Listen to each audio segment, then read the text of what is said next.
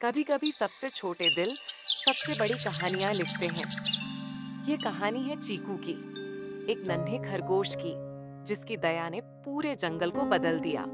चीकू अकेला था, लेकिन उसके पास उम्मीद की बगिया थी। गाजरों का एक छोटा सा खेत और एक बड़ा दिल था। चीकू गाजरों से बहुत प्यार करता था और उतना ही अपने खेत से भी करता था। वह अपना ज्यादातर समय खेतों में ही व्यतीत करता था, क्योंकि उसे डर था कि यदि वह अपना खेत छोड़कर कहीं जाएगा तो जंगल के दूसरे जानवर उसके खेत को नुकसान पहुंचा सकते हैं। वह दिन भर अपने खेत की रखवाली करता और शाम होते ही अपने बिल में चला जाता। एक दिन चीकू ने महसूस किया कि अकाल पड़ने वाला है, क्योंकि महीनों से बारिश नहीं हुई थी। पूरा जंगल सूख गया, नदी तालाब के सारे पानी सूख गए। छोटे जानवर भूख से तड़प रहे थे और बड़े जानवर दूर दूर तक खाने की तलाश में निकल चुके थे।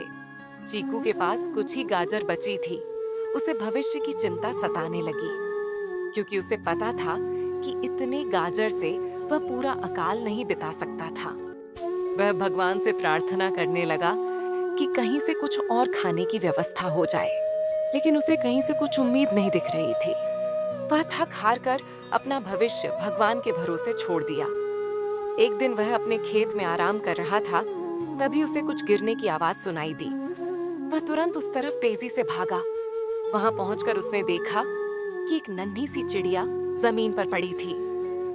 चीकू ने चिड़िया से पूछा, नन्ही चिड़िया, क्या हुआ है तुम्हें? नन्ही चिड़िया बोली, मैं रास्ता भटक गई हूँ और कई दिनों से भूखी भी हूँ।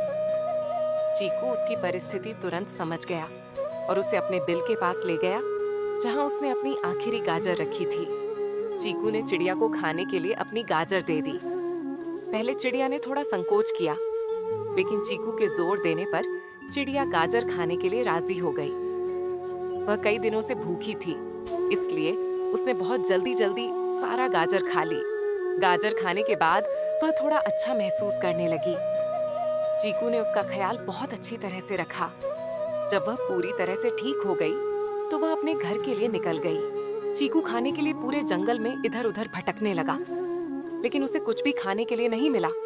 उसे पीने के लिए पानी भी नहीं मिल रही थी। चीकू की हालत खराब होने लगी। वह कमजोर और थका हुआ अपने बिल के पास पड़ा था।